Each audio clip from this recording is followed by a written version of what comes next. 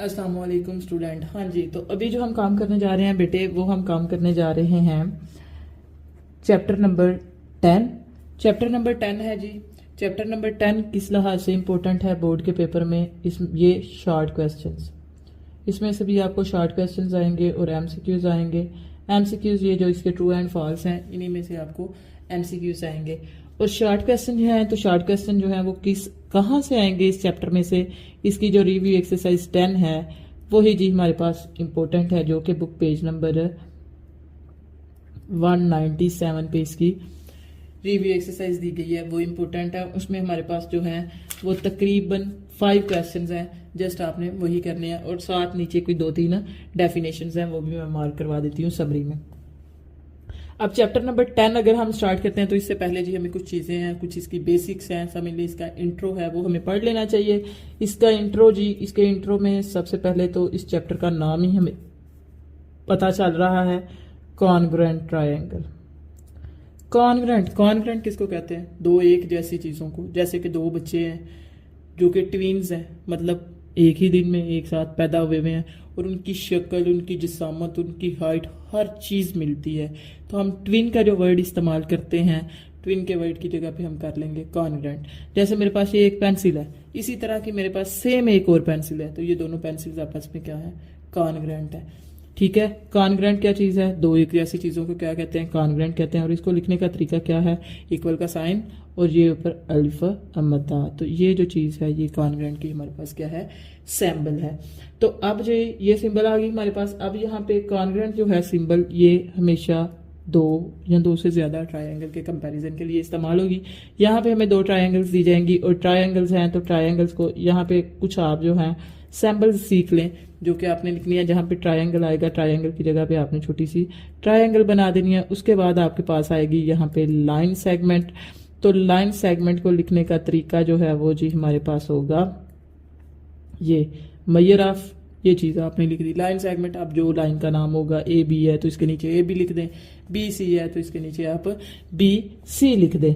मैंने जैसे लिख दिया लाइन सेगमेंट ए बी, तो यहाँ पे मैं लिख दूंगी major of line segment A B.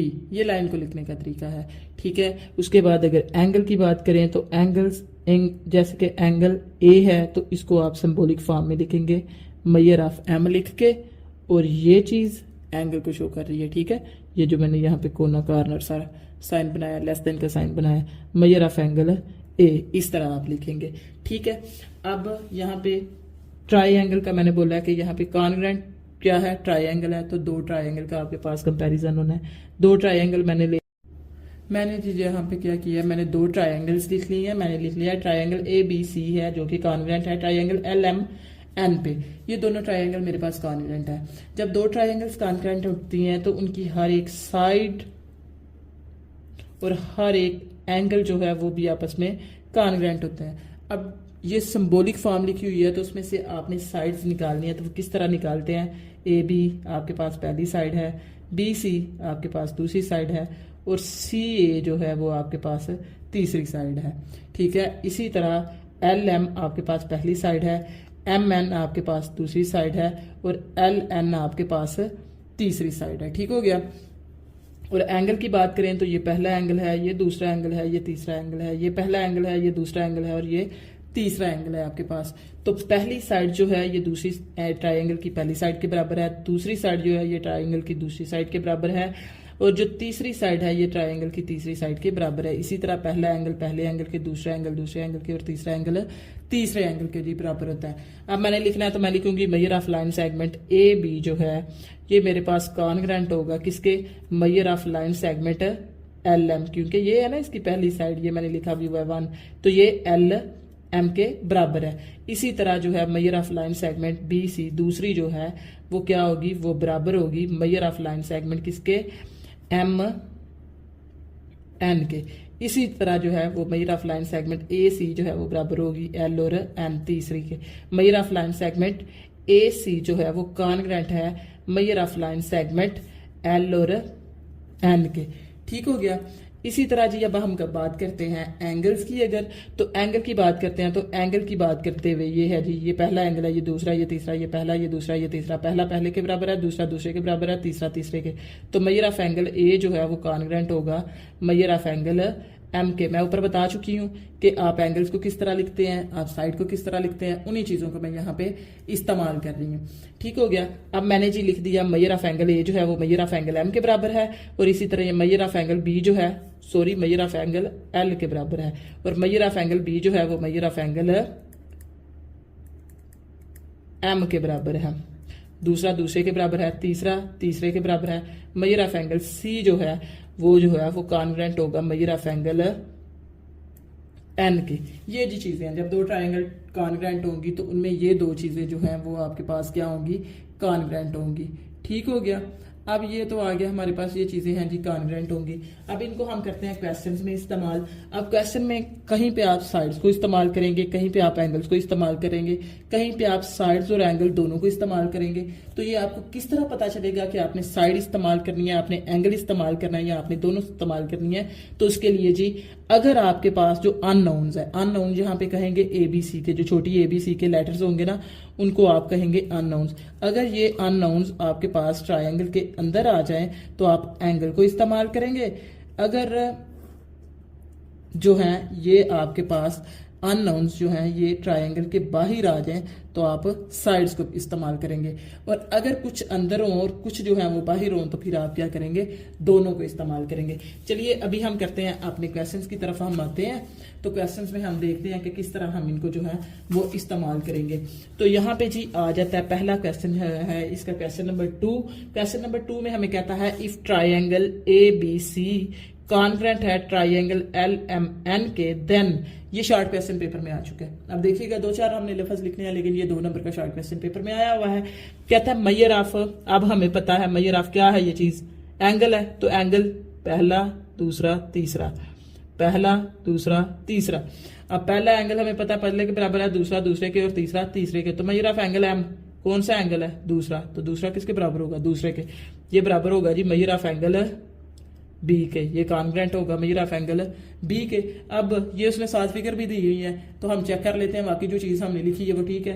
तो मेजर ऑफ एंगल एम क्या है, मेजर ऑफ एंगल एम है जी 30, और मेजर ऑफ एंगल बी क्या है हमारे पास 30।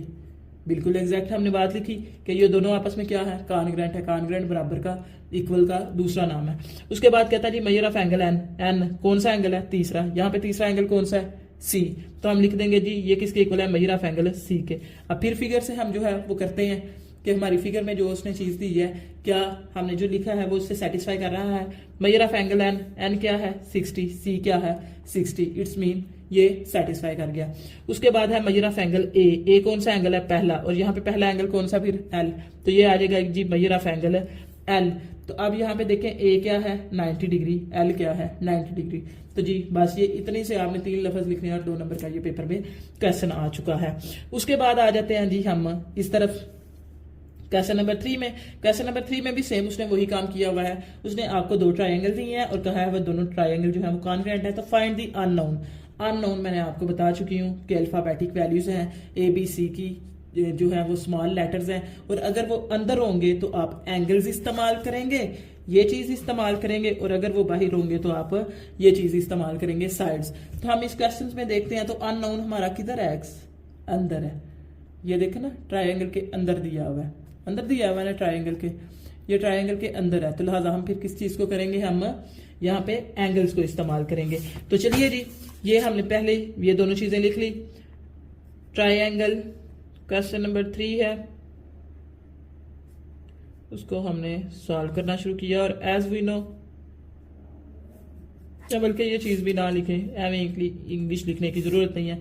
ट्रायंगल है जी हमारे पास ए बी सी इसने दी है, और ये कॉन्ग्रेंट है ट्रायंगल एल एम और एन के। अब हमें क्या करना है, एंगल फाइंड करना है, एंगल वाली चीज को लेके चलना है। क्यों एंगल वाली चीज को लेके चलना है, बिकॉज जो हमारा अननोन है वो क्या है, अंदर है। तो पहला दूसरा तीसरा, ये 3 एंगल्स हैं हमारे पास। इसी तरह ये पहला है, ये दूसरा है, और ये तीसरा है। तो हम जी हमें पता है मेजर ऑफ एंगल ए जो है वो कॉन्ग्रेंट होगा मेजर ऑफ एंगल एल के। मेजर ऑफ एंगल ए, अब फिगर में चेक करें, बुक पे। फिगर में चेक करें मेजर ऑफ एंगल ए में क्या है 40 डिग्री और एल में क्या है 40 डिग्री।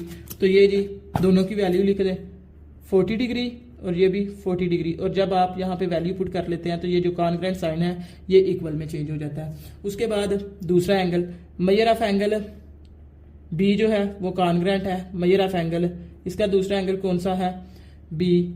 तो बी सॉरी एम, तो बी और एम की यहां से देख के वैल्यू लिखें। बी क्या है आपके पास 80 और एम क्या है आपके पास 80। दोनों की आप जी वैल्यू यहां पे पुट कर दें 80 और यहां पे भी क्या आ जाएगा 80 और कॉन्ग्रुएंट साइन को किस में लिख देंगे इक्वल में लिख देंगे जी। उसके बाद देखें तीसरा एंगल है तो ये तीसरे के बराबर है।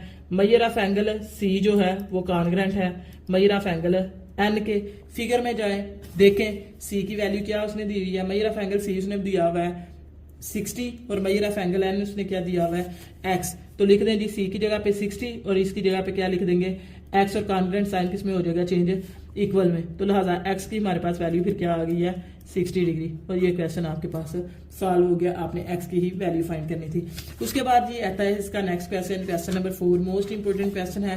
यहाँ पे क्या है जी उसने ट्राइंगल्स दे दी हैं कहता है और वो ट्रायंगल्स आपस में क्या है कॉन्ग्रुएंट है। कहता है find the value of unknown, आपने अननोन की वैल्यू फाइंड करनी है for the given congruent triangles के। यहाँ पे एक से ज्यादा ट्रायंगल्स हैं जो कि दोनों 2 है 3 है जितनी भी है वो आपस में कॉन्ग्रुएंट है। एक से ज्यादा है ये देखें यहाँ पे मैं अगर हाथ रख लूँ तो ये मेरे पास क्या बन रही है ट्रायंगल और अगर मैं इस साइड पे हाथ रख लूँ तो ये मेरे पास क्या बन रही है ट्रायंगल। इट्स मीन ये मेरे पास 2 ट्रायंगल है और दोनों ट्रायंगल्स आपस में क्या है कॉन्ग्रुएंट है।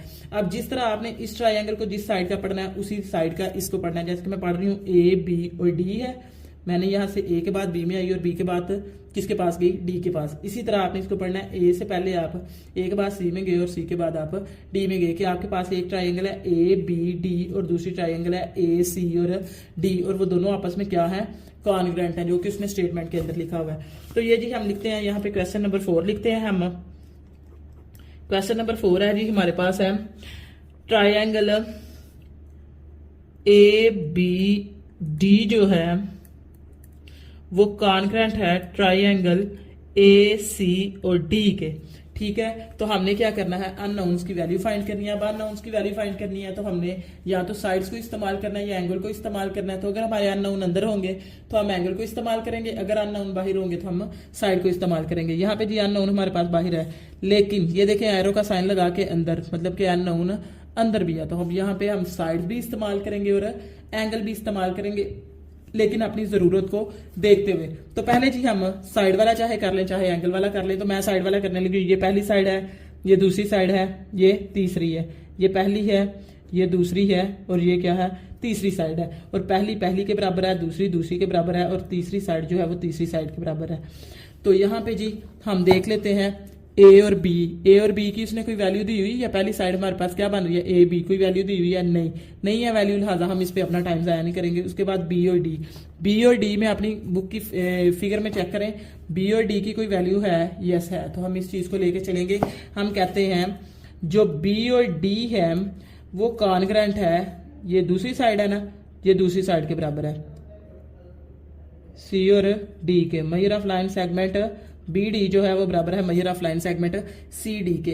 अब फिगर में चेक करें बी और डी की क्या वैल्यू दी गई है। बी से लेके डी तक वैल्यू क्या है 5m माइनस 3 और सी से लेके डी तक क्या वैल्यू है 2m प्लस 6।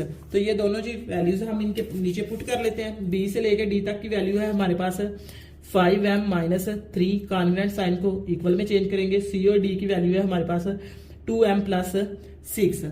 ठीक हो गया। अब एक तरफ आपने m वाली वैल्यू कर लेनी है, एक तरफ m के बगैर वाली ही कर लेनी है। ये क्यों कर रहे हैं क्योंकि हमें m की वैल्यू फाइंड करनी है।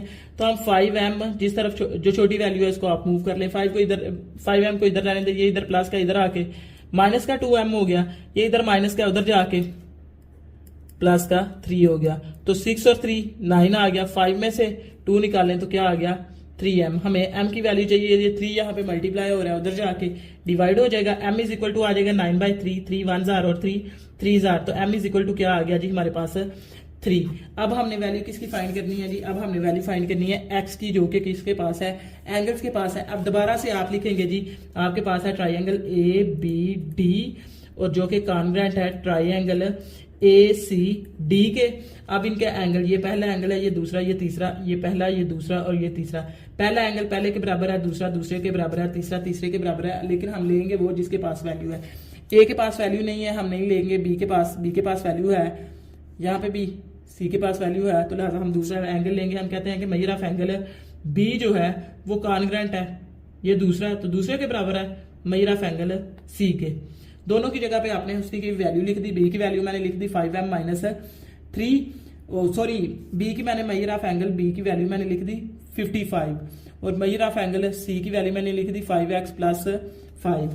तो यहाँ पे जी आ जाएगी बी की जगह पे 55, इक्वल का साइन हो जाएगा क्योंकि वैल्यू पुट कर रहे हैं, और यहाँ पे आ जाएगा 5x प्लस 5। अब हमें x की वैल्यू फाइंड करनी है। x की वैल्यू एक तरफ रहने दें, इररेलेवेंट को दूसरी तरफ ले आएंगे। यहाँ पे प्लस का 5 है, उधर जाके क्या हो जाएगा माइनस का 5। 55 माइनस 5 इज इक्वल टू आ जाएगा x। 55 में से 5 को माइनस करेंगे, आ गया 50 is equal to x, sorry 5x, ये 5 भी था ना इसके साथ। अब हमें x की वैल्यू चाहिए, इधर मल्टीप्लाई हो रहा है, उधर जाके क्या हो जाएगा डिवाइड।